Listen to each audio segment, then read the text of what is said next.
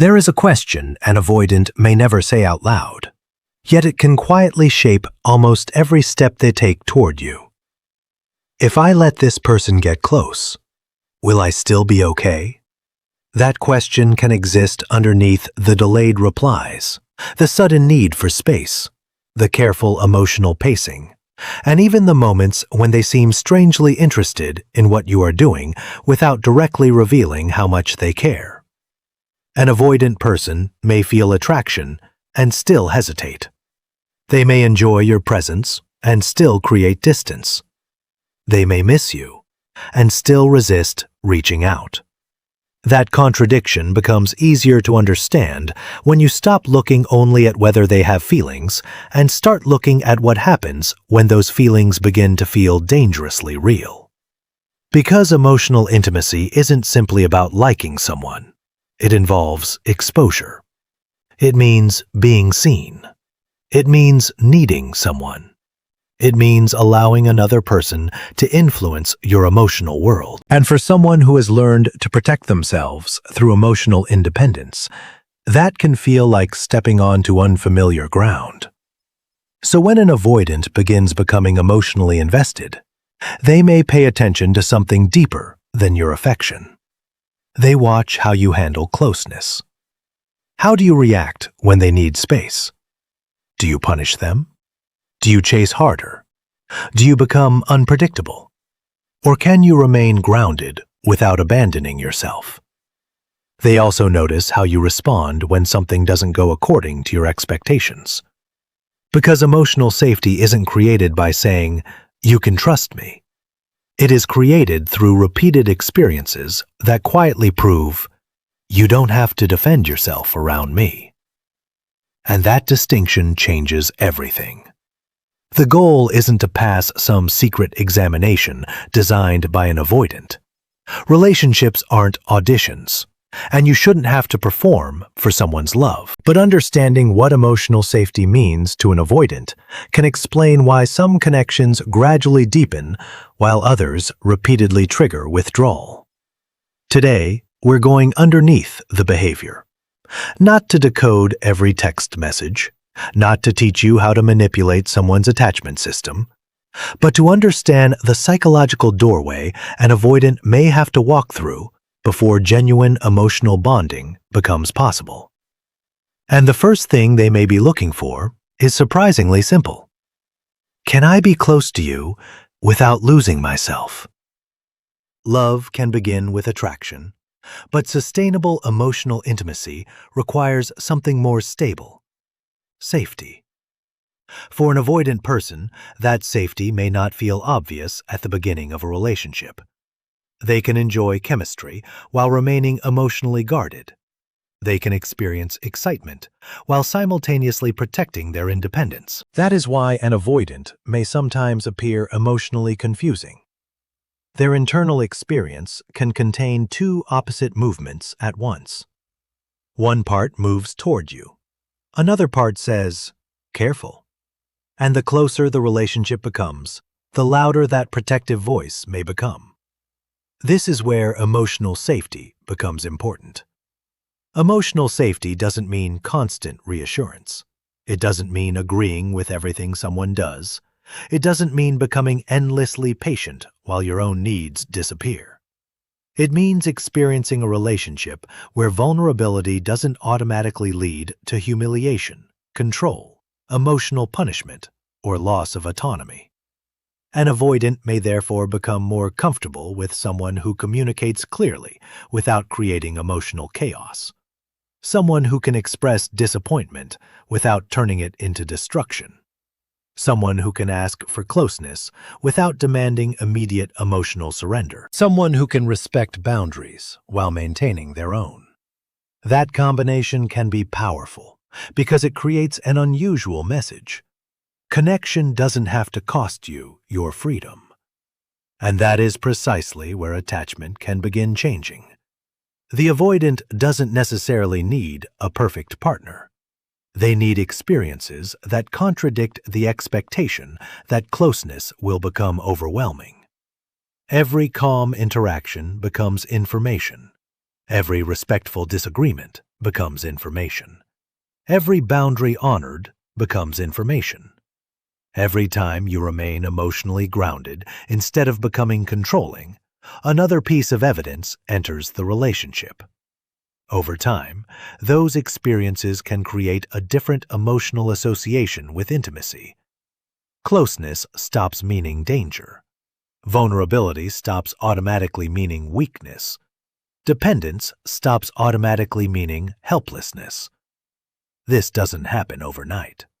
And it doesn't happen because you find the perfect words. It happens through consistency. That is why trying to force an avoidant into immediate vulnerability often backfires. Pressure can make the nervous system prioritize protection rather than connection. Real emotional safety develops at a pace where both people can remain emotionally present. And there is an important distinction here. You are not responsible for making an avoidant feel safe enough to love you. You can contribute to a healthy environment. You can communicate clearly. You can respect boundaries. But they must also take responsibility for their own emotional growth. Because love becomes healthy only when safety is mutual. Before an avoidant fully trusts your words, they may pay attention to your patterns. Not because they're sitting there consciously creating a checklist. Human beings naturally learn about emotional safety by observing repeated behavior. And this becomes especially important when someone has a strong protective relationship with independence.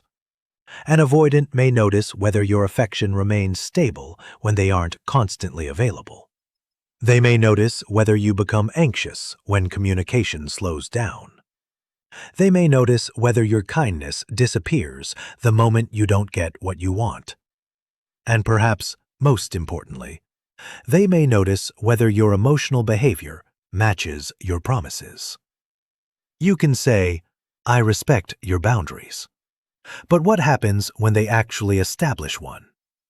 You can say, "I don't need constant reassurance." But what happens when they become less expressive? You can say, "I trust you." But what happens when you feel uncertain? This is where behavior becomes more powerful than language. For an avoidant, predictability can be deeply meaningful. Not predictability in the sense that every day must be identical. Rather, predictability means they can understand the emotional rules of the relationship. They know disagreement won't automatically become abandonment.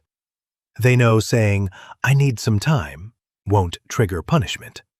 They know expressing discomfort won't result in emotional warfare. They know affection isn't being offered today, only to be withdrawn tomorrow as a weapon. That creates psychological room. And psychological room matters because emotional intimacy requires enough internal space to stay present. But there is another side to this. You should also observe their patterns. If they repeatedly disappear, refuse communication, invalidate your needs, or use distance to control you, labeling that behavior as "they're just avoidant" isn't healthy. Understanding attachment should never become an excuse for mistreatment. The healthiest interpretation is this: an emotionally safe relationship is one where both people gradually become more secure. You aren't proving that you're worthy of being loved. They aren't proving that they're worthy of being chased. Both people are discovering whether the relationship can hold closeness without sacrificing dignity. That is a much healthier foundation. Because the right question isn't, "How can I convince this avoidant that I'm safe?" It is, "Can the two of us create a relationship where both people actually feel safe?" Distance can reveal more about a relationship than closeness does. When everything is going well, almost anyone can appear calm. But what happens when an avoidant pulls back? That is where the emotional pattern becomes visible. Suppose they become quieter for a few days. One response is immediate pursuit. Messages multiply. Questions become accusations. Reassurance is demanded. The emotional temperature rises. Another response is complete emotional withdrawal. You decide to disappear too. You become cold. You tell yourself you don't care. Neither extreme necessarily creates security. A healthier response sits somewhere else.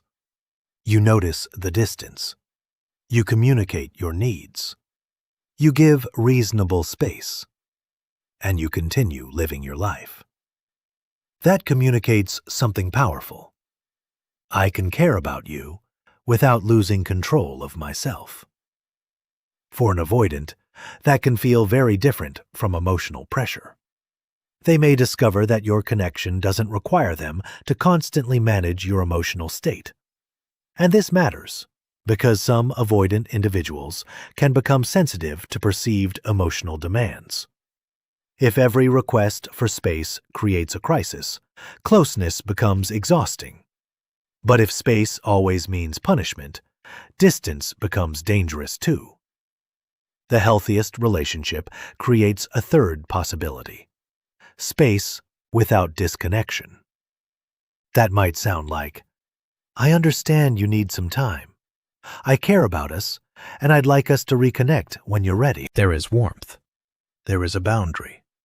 There is no chase, and there is no threat. That combination can reduce the emotional intensity surrounding distance.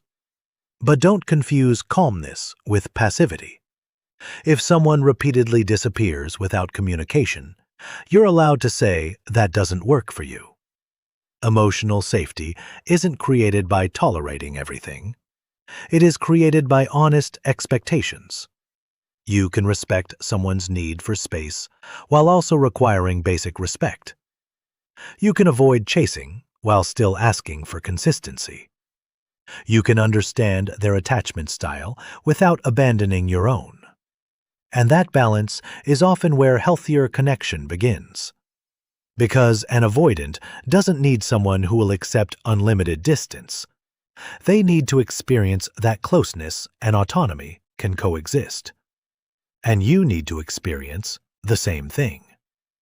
There is a strange paradox in avoidant relationships. Sometimes, the less you try to secure the relationship through constant reassurance, the more emotionally breathable the connection becomes. Independence doesn't mean pretending you don't care. It means your emotional stability isn't entirely dependent on another person's immediate availability. You still want connection. You still communicate. You still enjoy intimacy. But you don't collapse when someone needs a little breathing room. That can make a significant difference to an avoidant because it challenges a fear many emotionally guarded people carry. If I get close, will this person eventually consume my emotional space? A secure form of independence answers, no. We can be connected and still remain ourselves. This is one of the most attractive dynamics in a healthy relationship. Not because it manipulates the avoidant, but because it removes unnecessary pressure. You have your interests, your friendships, your goals, your routines, your identity. You aren't sitting around monitoring whether they are emotionally available every hour. And ironically, this can make your presence feel more valuable. Not because you're playing hard to get, because you're demonstrating that connection is something you choose, not something you desperately need in order to feel whole. That difference can change the emotional atmosphere. An avoidant may begin to experience you as a partner rather than an emotional responsibility. But there's a warning here. Don't perform independence as a strategy. Don't suddenly become distant because you've heard that avoidants chase when you withdraw. That simply creates another version of the same push-pull cycle. Real independence is quieter. You can say, I miss you, and still have a good evening. You can want commitment and still refuse to beg for it. You can love deeply and still maintain standards. You can give someone room and still expect them to show up. That is not emotional detachment. That is emotional self-possession. And when two people bring that level of stability into a relationship, intimacy becomes less threatening. There is less fear of engulfment on one side, less fear of abandonment on the other, and more room for actual partnership. Communication is often where emotional safety is either built or destroyed. Not because every conversation has to be perfect, quite the opposite. Healthy communication allows imperfection. You can misunderstand each other. You can become frustrated. You can disagree. What matters is what happens next. An avoidant may become more comfortable with someone who can communicate a difficult feeling without turning that feeling into an attack. Instead of, "You never care about me," try, "When communication suddenly changes, I feel disconnected. I'd like us to find something that works for both of us." The second statement still contains a need. It doesn't erase your feelings, but it removes the character assassination. That distinction matters. Emotionally safe communication separates the person from the problem. The issue is the issue. The person isn't the enemy. And this gives an avoidant something valuable. A way to stay in the conversation without feeling psychologically cornered. Another important element is emotional timing. Not every difficult conversation needs to happen at maximum emotional intensity. Sometimes the strongest communication happens after both people have regulated themselves. That doesn't mean avoiding the conversation. It means approaching it with enough clarity to actually solve something. And there's another powerful signal you send through communication. You don't punish vulnerability. If an avoidant finally reveals something personal, and you immediately criticize, mock, weaponize, or bring it up during the next argument, they learn a painful lesson. Opening up wasn't safe. But if vulnerability is met with curiosity and respect, they learn something different. I can tell this person something real and remain emotionally intact. That doesn't mean you must approve of everything they say. You can disagree. You can establish boundaries. You can challenge unhealthy behavior. But you can do it without humiliating the person. That's emotional maturity. And over time, communication like this can transform the relationship from a place of defense into a place of discovery. Instead of asking, "How do I get them to open up?" the better question becomes, what kind of conversation allows both of us to remain open? Pressure can make emotional intimacy feel like an obligation. And once intimacy feels like an obligation, an avoidant may instinctively create distance. This is where many relationships become trapped. One person wants more closeness. The other feels pressured. They withdraw. The withdrawal increases anxiety. The anxious partner pursues harder. The increased pursuit creates even more pressure. The avoidant withdraws again. Now both people are reacting to each other's reactions. The original issue gets buried beneath the cycle. Breaking that cycle requires slowing everything down. Pressure sounds like, "Tell me how you feel right now. Why can't you just commit? If you loved me, you would. Prove that I matter." These statements may come from genuine pain, but emotional pain doesn't automatically produce healthy communication. There is a difference between expressing a need and demanding emotional performance. You can say, "I need more consistency in a relationship." That is a boundary. You can say, "I'd like to know where this relationship is going." That is clarity. But trying to force someone into vulnerability before they're capable of sustaining it usually creates temporary compliance rather than genuine intimacy. The goal isn't to extract an emotional confession. The goal is to build a relationship where honesty becomes easier. And again, this does not mean waiting forever. Patience without boundaries becomes self-abandonment. You can give someone space while still having a timeline for what you need.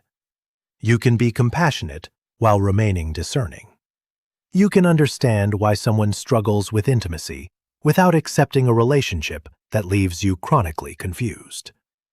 Emotional safety must work in both directions. If only the avoidant gets to feel safe, the relationship isn't balanced. You deserve safety too. And perhaps that's the most important point in this entire conversation. You should never have to become emotionally invisible to make someone else comfortable.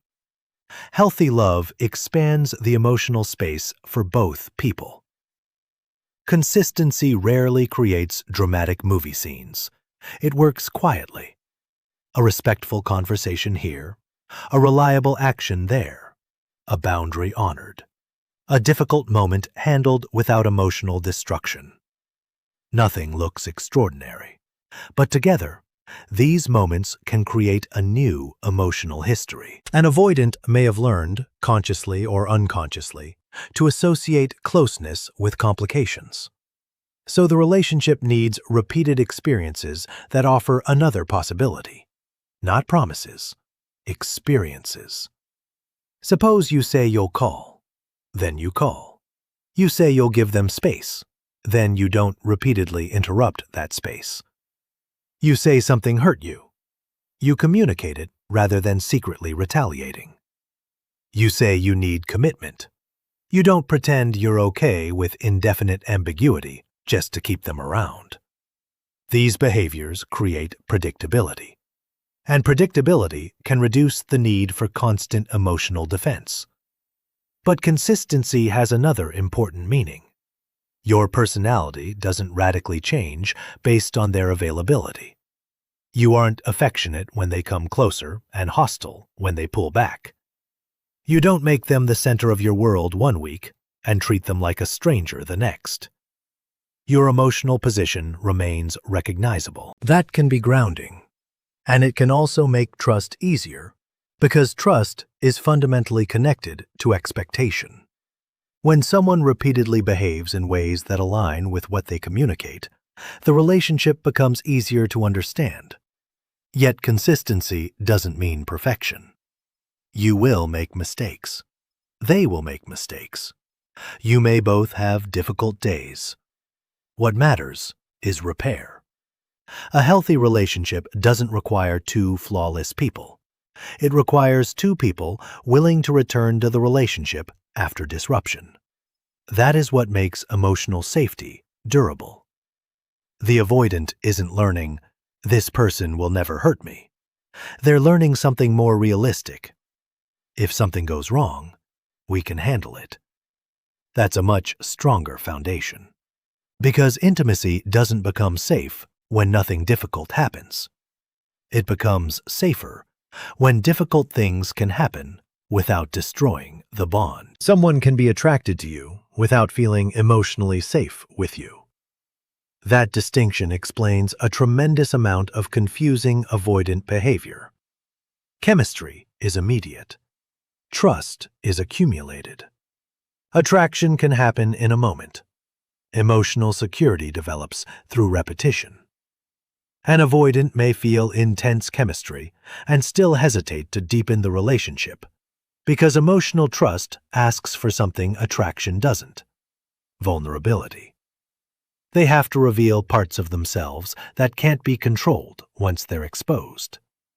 That is a different level of risk. This is why physical attraction, emotional connection, and commitment shouldn't be treated as the same thing. An avoidant can desire you, miss you, think about you, feel jealous, enjoy being around you, and still struggle to build a stable emotional bond.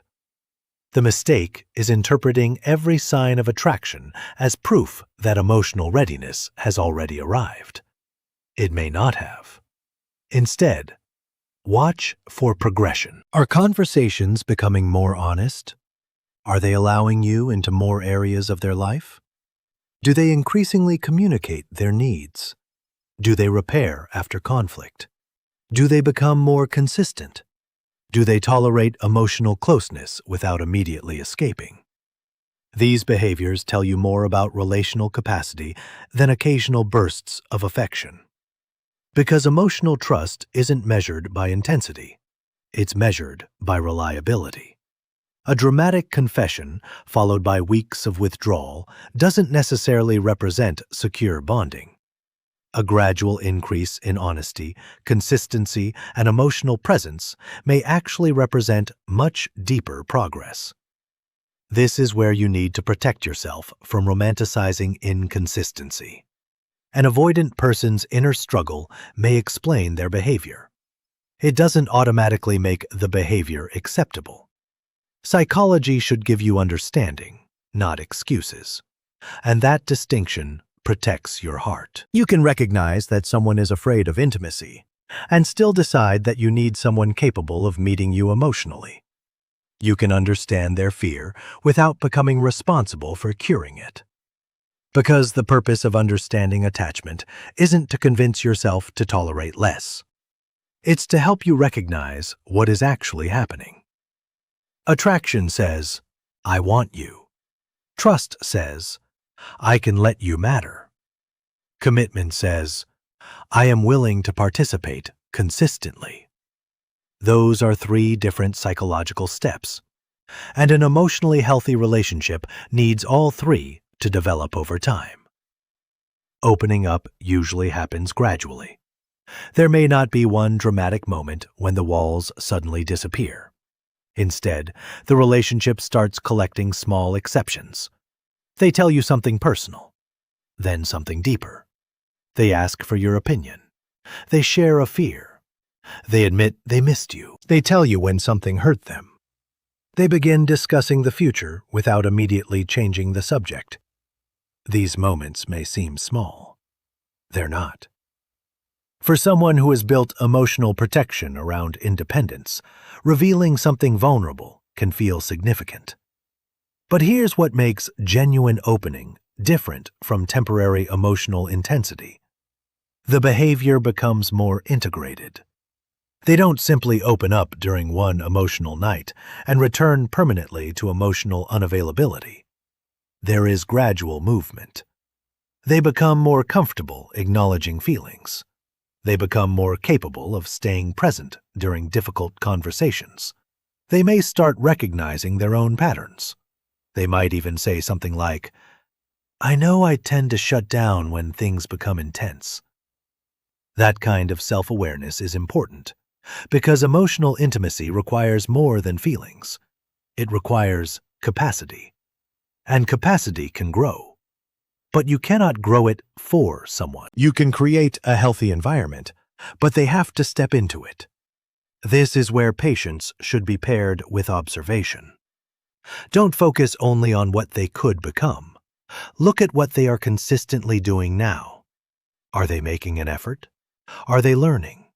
Are they communicating? Are they repairing? Are they becoming more emotionally available?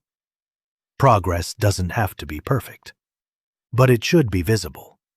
And when an avoidant starts opening up in a healthier way, one of the biggest changes is often this. They no longer experience every emotional need as a threat to their independence. They begin discovering that vulnerability doesn't automatically mean losing control. They can say, I need you, without feeling weak. They can say, I'm scared, without feeling exposed beyond repair. They can say, I love you, without immediately needing to escape the emotional weight of those words. That is the deeper transformation. Not becoming less independent, becoming secure enough to remain connected while still being yourself. The signs of emotional safety aren't always dramatic. Sometimes the clearest signs are the behaviors that become less defensive. An avoidant who feels safer may begin communicating before withdrawing. Instead of disappearing, they might say, I need some time to think. Instead of avoiding every difficult conversation, they may stay a little longer. Instead of keeping everything superficial, they may reveal pieces of their inner world. They may become more receptive to affection. They may allow you to help them. They may begin including you in decisions.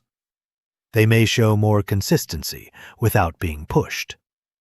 And perhaps one of the most meaningful signs is that they become less afraid of your emotional needs. They don't necessarily satisfy every need immediately, but they stop treating the existence of your needs as a threat. That is progress. Another sign is repair. A person who feels emotionally safer doesn't need to be perfect. They simply become more willing to come back. After conflict, they reach out. They explain. They listen. They acknowledge their part. They attempt to make things better. This is far more meaningful than a temporary burst of affection.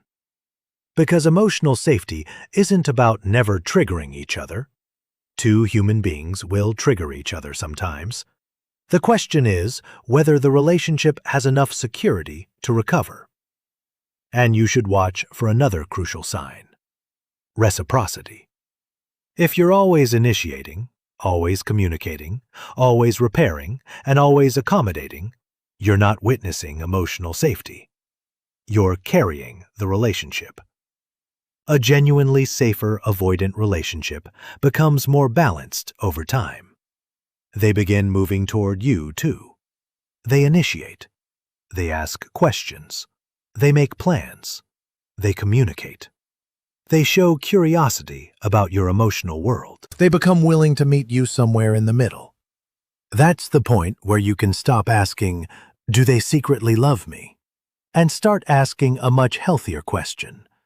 Are they becoming capable of loving me in a way I can actually experience?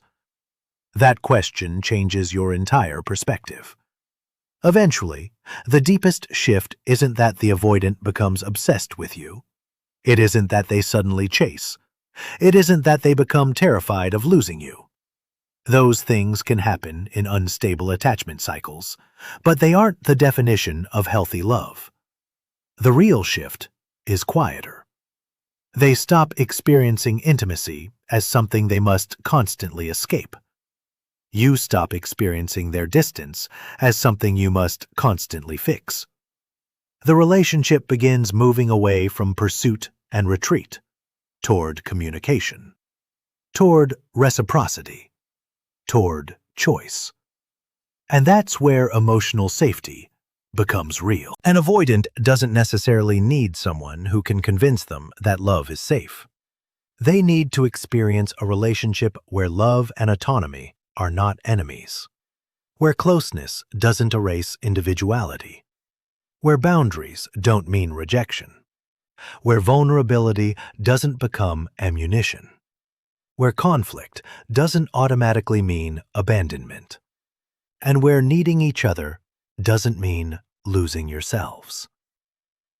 But there is one final truth you should carry with you. You are not supposed to spend your life proving that you are safe enough to be loved. If someone needs time to develop trust, that's human. If someone struggles with intimacy, that deserves compassion. But compassion cannot become self-erasure. You should be able to say, "I understand why closeness is difficult for you." And also, "I need a relationship where closeness is possible." Both statements can exist together. That is emotional maturity. You don't have to chase an avoidant into vulnerability. You don't have to disappear to make them miss you. You don't have to become perfectly independent so they won't fear losing their freedom. And you don't have to decode every withdrawal. Instead, watch the direction. Is the relationship becoming more open, more consistent, more reciprocal, more honest, more emotionally secure? Because healthy bonding isn't proven by how intensely someone feels when you're unavailable. It's proven by how consistently they show up when you're available. And perhaps that is the real answer to the question we started with. How does an avoidant decide who is emotionally safe enough to love? Not through one conversation, Not through one perfect message, not through a clever psychological trick.